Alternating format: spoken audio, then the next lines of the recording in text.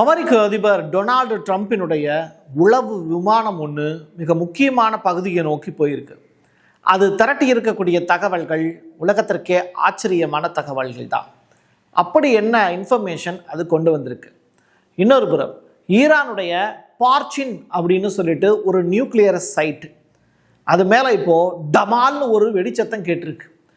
நிஜமாவா அப்படின்னு கேட்டால் அது தொடர்பாக ஒரு ஜேர்னலிஸ்ட் வெளியிட்டு இருக்கக்கூடிய மிக முக்கியமான செய்தி ப்ளஸ் ஒரு சேட்டலைட் சேனல் அதை கன்ஃபார்ம் பண்ணியிருக்காங்க அப்படிங்கிற அந்த தொகுப்போடு தான் இப்போ நம்ம பேச போகிறோம். இது தவிர்த்து ஈரானுடைய வீதிகளில் வைத்திருக்கக்கூடிய விளம்பர பலகைகள் முதற்கொண்டு அமெரிக்காவை எப்படி அச்சுறுத்துது அப்படிங்கிற அந்த டீட்டெயில் ரிப்போர்ட்டையும் சேர்த்து வச்சு பார்க்கலாம் உறவுகளே. வாங்க பார்க்கலாம். இது பிரசாத் சிக்னேச்சர். சென்னையின் பிரம்மாண்ட அடையாளம் திருச்செந்தூர் முருகன் பர்னிச்சர். உங்க வீட்டுக்கு தேவையான சோஃபா, கட்டில், பீரோ உட்பட அனைத்து வகையான பொருட்களும் ஒரே இடத்துல 40% தள்ளுபடியோடு 5 ஆண்டு கால உத்தரவாதமும் சேர்த்து கொடுக்குறாங்க.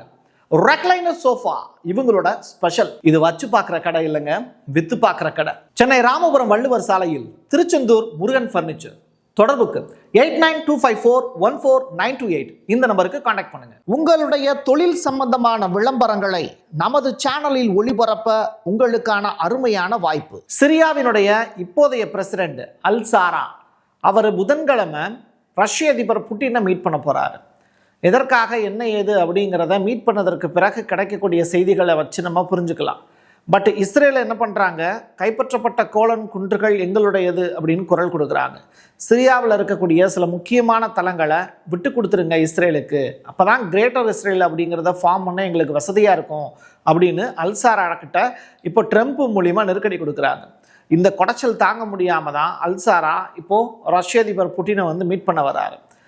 சிரியாவினுடைய முன்னாள் பிரசிடென்ட் ஒருத்தர் இருக்கார்ல, அவரும் இப்போ எங்கே இருக்காரு அப்படின்னா ரஷ்யாவில் தான் இருக்கார். அல்சாரா ரகசியமாக அவரை சந்திப்பதற்கான வாய்ப்பு இருக்கா? அது தொடர்பான செய்திகளை ரஷ்யா வெளியிடுவாங்களா? கண்டிப்பாக மாட்டாங்க. ஆனால் இந்த சந்திப்பு அப்படிங்கிறது ரொம்ப ரொம்ப முக்கியத்துவம் வாய்ந்ததாக பார்க்கப்படுது. பார்ப்போம் என்ன பேசிட்டு வராங்கன்னு. அடுத்ததாக இந்த இமேஜ் இல்லை, இது ஒரு வீடியோ. இது ஈரானில் கிடச்சது. ஈரானில் இருக்கக்கூடிய மிக முக்கியமான சாலையில் எடுக்கப்பட்ட வீடியோ. இந்த வீடியோ நமக்கு உணர்த்தக்கூடிய செய்திகள் என்னென்ன, அதில் என்ன எழுதியிருக்கு அப்படிங்கிறதையும் இப்போ நம்ம பார்க்கலாம். இது அமெரிக்காவினுடைய கொடி ப்ளஸ் அந்த கடல் பரப்பு ஏரியாவில் யுஎஸ் ஆப்ரஹாம் லிங்கன் கப்பல் மேலே ஒரு பெரிய தாக்குதலை நடத்துகிற மாதிரியான காட்சி தொகுப்பு. தெஹ்ரானில் காணப்பட்ட இந்த காட்சி சொல்லக்கூடிய விஷயம், அமெரிக்க விமானம் தாங்கிய கப்பல்களை குறிவைக்கக்கூடிய ஈரான் அரசாங்கம் அப்படிங்கிறத தான் வலியுறுத்துது. இந்த பிரம்மாண்டமான விளம்பர பலகை அப்படிங்கிறது டெஹ்ரானுடைய மையத்திலேயே அப்ளை பண்ணியிருக்காங்க. பாரசீக மற்றும் ஆங்கில மொழிகளில் தான் அது எழுதியிருக்கப்படுது. நீங்கள் காற்றை விதைத்தால் சூறாவளியை அறுவடை செய்வீர்கள் அப்படின்னு அதில் எழுதியிருக்காங்க. இது அமெரிக்காவுக்கு விடுக்கப்பட்ட எச்சரிக்கையாக பார்க்கப்படுது. சரி, சீன செயற்கைக்கோள் கத்தாருடைய வான் பாதுகாப்பு தளத்தின் அமெரிக்க பேட்ரியாட் ஏவுகணை இந்த இருக்கு இல்லையா, பேட்ரியாட் ஏவுகணை, இதை பார்த்தீங்கன்னா இப்போது மோப்பம் முடிச்சு கண்டுபிடிச்சிருக்காங்க. ஏன்னா நாளை பின்ன கத்தாரில் நாங்கள் அப்படி ஒரு எந்த பொருளையுமே நாங்கள் கொண்டு போய் வைக்கலையே அப்படின்னு கூட அமெரிக்கா சொல்லுவாங்க. அங்கிருந்து நாங்கள் எந்த தாக்குதல் நிகழ்த்தலையே அப்படின்னு கூட உலக நாடுகளை ஏமாற்றுவாங்க.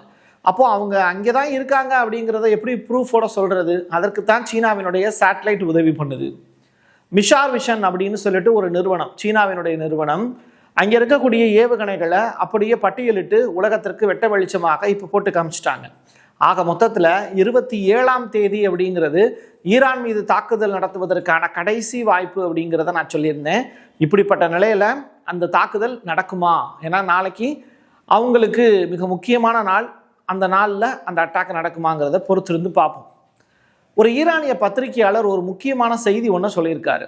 ஈரானுடைய இந்த இடம் இருக்கு இல்லையா, இந்த இடத்துக்கு பேர் பார்ச்சின் அப்படின்னு சொல்லிட்டு ஒரு பேர். இது ஈரானுடைய மிக முக்கியமான இராணுவ வளாகம். இது நியூக்ளியர் சைட். சரியா? இங்கே ஒரு வெடிப்பு சம்பவம் ஒன்று நடந்திருக்கு.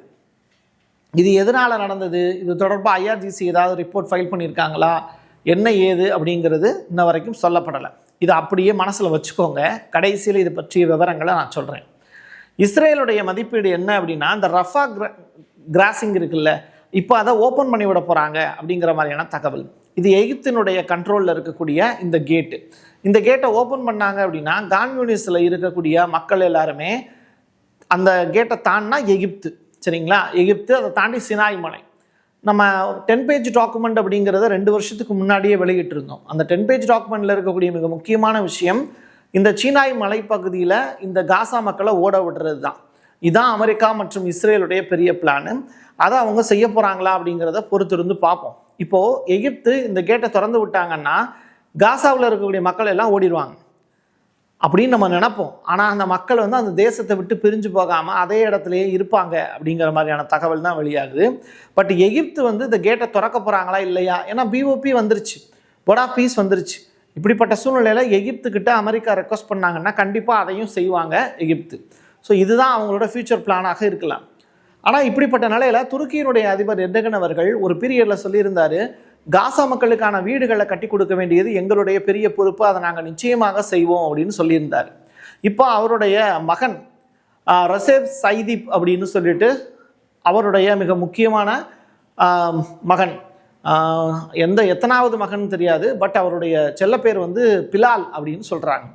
சரி, காசாவினுடைய புனரமைப்புக்காக மிக முக்கியமாக இஸ்ரேல் வந்து $100 பில்லியன் அல்லது அதற்கு மேலோ செலுத்த வேண்டும் அப்படிங்கிறது தான் வச்சிருக்கக்கூடிய டிமாண்ட் இவர் வச்சிருக்கார். இப்போது இல்லைன்னா அது எங்கே எப்போது அடுத்த இனப்படுகொலையை நடத்தும் அப்படிங்கிற மாதிரியான விவரங்களை நம்மளால் சொல்ல முடியாது.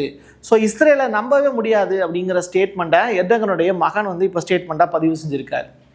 சரி, அமெரிக்காவினுடைய உளவு விமானம் ஒன்று ஒரு இடத்துல இருந்து இன்னொரு இடத்துக்கு மூவ் ஆச்சுங்கிறத ஓப்பனிங்கில் சொல்லியிருந்தேன்.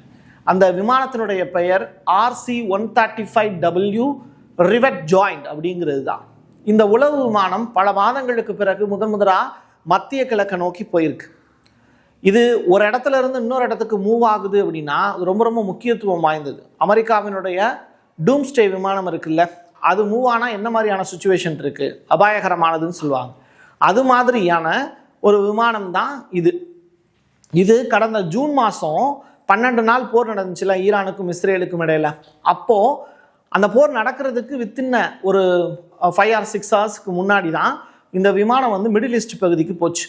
அங்கே இருக்கக்கூடிய விஷயங்கள் எல்லாத்தையும், உளவு தகவல் எல்லாத்தையும் சேகரிச்சுட்டு திருப்பி வந்துருச்சு. அதற்கு பிறகு தான் இஸ்ரேலுக்கும் ஈரானுக்கும் இடையில வார் வந்து ஸ்டார்ட் ஆச்சு.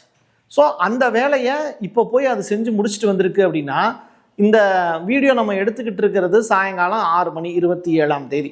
அப்போது மிகப்பெரிய ஒரு அட்டாக் அப்படிங்கிறது இன்னும் ஒரு 6 மணி நேரம் கழித்து நடக்கலாமோ அப்படிங்கிற ஒரு அச்சம். அதாவது 28 மார்னிங் நம்மெல்லாம் தூங்கிட்டு இருக்கக்கூடிய அந்த நேரத்தில் ஒரு பெரிய அட்டாக்கை நடத்துவாங்களோ அப்படிங்கிற பயம் நமக்குள்ளே இருக்குது.